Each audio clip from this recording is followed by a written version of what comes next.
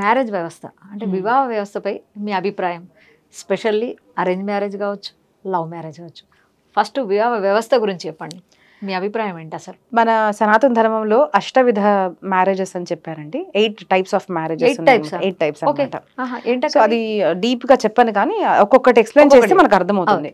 Simple thing చెప్పాలంటే దాంట్లో గాంధర్వ వివాహం ఉందండి. అదొక్కటి తెలుసు. అమ్మాయిలు ఇష్టంతో చేసుకునేది మన దగ్గర ఉంది. రైట్. కానీ అమ్మాయి ఇష్టం అనేసి ఎత్తుకొని పోతారు చూడండి, ఎత్తుకొని వెళ్ళిపోవాలి, నాకు అమ్మాయి ఇష్టం కాబట్టి నేను తీసుకెళ్లిపోయాను అమ్మాయిని, ప్రేమ రాక్షస వివాహం. సో అమ్మాయి అబ్బాయి ఇద్దరు ప్రేమించుకోండి, పెళ్లి చేసుకోవడము. ఉదాహరణకు చెప్పాలంటే ఒక ప్రసంగం చెప్తాను మీకు నేను. ఏమవుతుందంటే రైవత పర్వతం దగ్గరికి అర్జునుడు వస్తాడనమాట. అర్జునుడు పాండవుల్లో రాగానే మొత్తం అక్కడ మన ఎగ్జిబిషన్ లాగా మొత్తం ఉంటుంది అనమాట. అందరూ వస్తారు. అందరిలో ఒక అమ్మాయిని చూసి చాలా ఇష్టపడతాడు. సో అర్జునుడు ఎంగ కదా ఇంకా, అండ్ అందంగా ఉన్నాడు, ఆ అమ్మాయి కూడా అందంగా ఉంది. చూసి ఇంకా కంట్రోల్ చేసుకోలేక ఒక 5-6 సార్లు చూసేస్తాడు ఇంకా తన దగ్గర. వెంటనే వెనకరించి కృష్ణుడు వచ్చి, ఏంటి అర్జున ఇష్టమైందా నీకు అంటే, వెంటనే అంటాడు నా సిస్టర్ అంటారనమాట కృష్ణుడు. ఓకే, తను సుభద్ర. వీడు వెంటనే సిగ్గుపడతాడు, ఇంకా బ్రదర్కి ఏం చెప్తాం మనం అనేసి. సో నాకు కూడా నువ్వు తన్ని పెళ్లి చేసుకోవాలనుంది, సో కానీ దీనికోసం నువ్వు కొంచెం కష్టపడాలి అంటారనమాట. సో ఇద్దరు ఒకరొకరు ప్రేమించుకున్నారు, చూసుకున్నారు. సుభద్ర కూడా దీన్ని నచ్చాడు, లవ్ గురించి చెప్తున్నా, ఇద్దరు నచ్చారు. సో అర్జునుడు అంటాడు నచ్చాడు కానీ మనం పెళ్లి అనేసరికి అన్నలు ఏమంటారు, ఇద్దరు అన్నలు ధర్మరాజు భీముడు.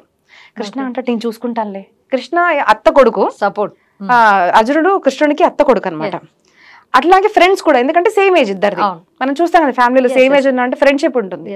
చూసేసి నేను అది చూసుకుంటానులే ఆగు నువ్వు అని ఒక దూతుడిని, అంటే ఒక మన వాట్సాప్ మెసేజ్ అనుకోండి, అంటే కాల్ అనుకోండి, ఒక రాయబారి ఒక దూతుడిని పంపించేసి మరి ఏమంటారు అంటే లేదు సుభద్ర యోగ్యమైనది, అర్జునుడు సుభద్ర పెళ్లి చేసుకోవాలి అని భీముడు యుధిష్ఠిరుడు ఇద్దరు ఓకే అంటారు. ఓకే అనేసరికి ఇదిగో అక్కడ నుంచి మనకు సిగ్నల్ వచ్చేసింది, ఇంకా నువ్వు చేసుకోవచ్చు అంటే మరి ఎలా చేసుకోవాలి. ఇక్కడేమో బలభద్రుడు ఏమంటాడు అంటే కృష్ణుడు యొక్క అన్నయ్య. ఇప్పుడు ఫ్యామిలీలో చూడండి ఏమంటాడు అంటే, దుర్యోధనుడి యొక్క కొడుకుకు సుభద్ర నా చెల్లిని ఇవ్వాలి.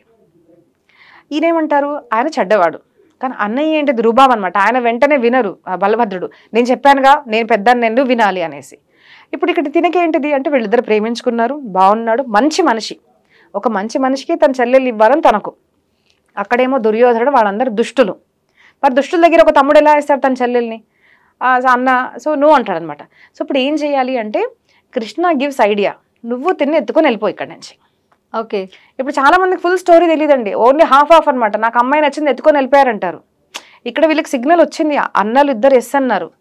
ఇక్కడ ఎందుకు ఎత్తుకుపోయాలంటే పెద్దానికి మనం చెప్పలేము, ఎందుకంటే కొంతమంది అలా ఉంటారు నేను చెప్పిందే వినాలి అనేసి. సో లేదు తీసుకెళ్ళిపో అంటే అప్పుడు అర్జునుడు సుభద్రని తీసుకుని వెళ్ళిపోతాడు.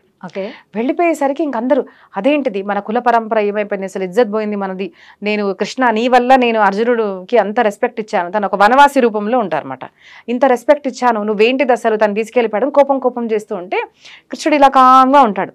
అయితే ఏంటి అసలు నీకేమన్నా జిప్ ఏమైనా వచ్చా వేసుకున్నావా నోటికి, అసలు మాట్లాడవా అంటే అసలు మీరు నన్ను మాట్లాడనిస్తే కదన్నయ్యా అంటారనమాట. సో టాక్ట్ అనమాట. సో సరే చెప్పు ఏంటిది అంటే, మీరు ఒక మాట వినండి, అందరూ వినండి, అర్జునుడికి మనం వ్యతిరేకంగా వెళ్ళి యుద్ధం చేస్తే అర్జునుడు కన్నా వీరులు ఎవరన్నా ఉన్నారా? ఓకే, అందరూ ఎవ్వరు ఓడగొట్టలేరు కదా. సో వాళ్ళకి అక్కడే గాట్ ఇట్ దట్ మనము అర్జునుడికి వ్యతిరేకంగా వెళ్ళలేము. సెకండ్ థింగ్ ఈజ్ అర్జునుడు ఏ రకంగా కూడా అయోగ్యుడా, ధర్మబద్ధుడు, శౌర్యము, వీర్యము, అందము, డబ్బు అన్నీ కూడా చూస్తే ఒక మంచి కులంలో నుంచి పుట్టినవాడు కదా, అన్ని చూసినా కూడా యోగ్యుడే. సో మనం నో అని చెప్పడానికి కారణం ఏంటిది, మళ్ళీ వరుస కూడా అంటాడు, రిలేషన్షిప్ అది అందరు చూడంగానే ఇంకా కరెక్టే కదా అని అనుకుంటారు. మూడో మాట ఏం చెప్తారు అంటే, మరి నేను రుక్మిణి హరణ చేసినప్పుడు మీరు నాకు హెల్ప్ చేశారు కదా బలభద్ర అన్నయ్య, మరి ఇప్పుడెందుకు మీరు వ్యతిరేకిస్తున్నారు, అది క్షత్రియ ధర్మమే.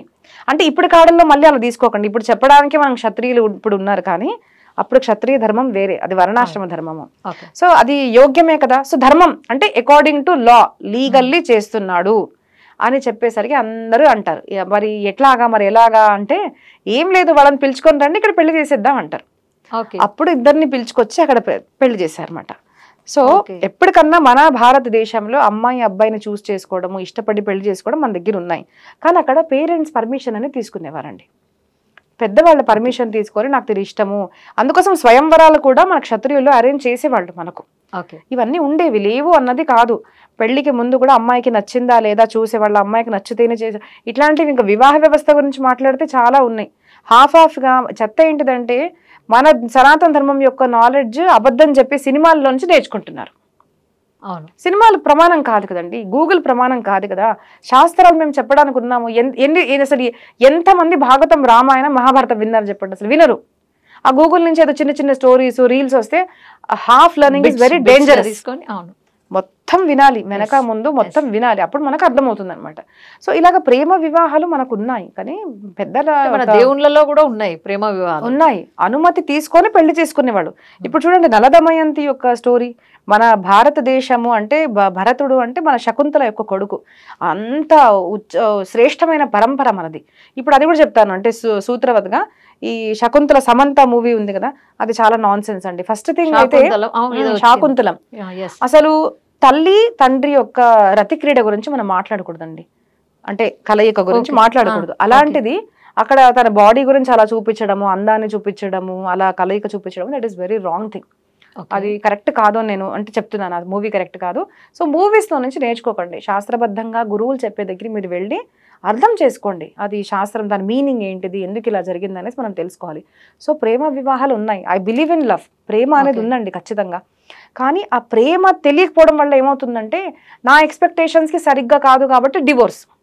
చెప్పాను కదా, సింపుల్. స్నోరింగ్ చేస్తున్నాడు కాబట్టి నాకు కరెక్ట్ కాదు, నువ్వు కొంచెం లావ్ అయ్యాయి కాబట్టి నాకు కరెక్ట్ కాదు. ఇప్పుడు ప్రెగ్నెన్సీ వస్తుంది, నీ బిడ్డనే కదా తను కనింది, సో ప్రెగ్నెన్సీ వచ్చింది నాకు కరెక్ట్ కాదు అంటారు. ఇంకా ఆమె డిప్రెషన్లోకి వెళ్ళిపోతుంది, మరి నేను అందంగా అవ్వాలి. అందం అనేది బాహ్య శరీరంలో ఉండదండి. భర్త యొక్క కళ్ళల్లో భార్య కోసం అందం ఉండాలి, కళ్ళల్లో ఉండాలి కదా, బయట కాదు. అరే నాకు బిడ్డను కనిచ్చింది తిను, నాకు నా తండ్రిని చేసిందని తను ప్రేమించాలి. కానీ ఎప్పుడు పడి శరీరాన్ని ప్రేమిస్తున్నావు అంటే వృద్ధకాలంలో తను నిన్ను వదిలేసాలి. మరి అంటే ఎదుటివారి బలహీనతలను కూడా మనం ప్రేమించాలి.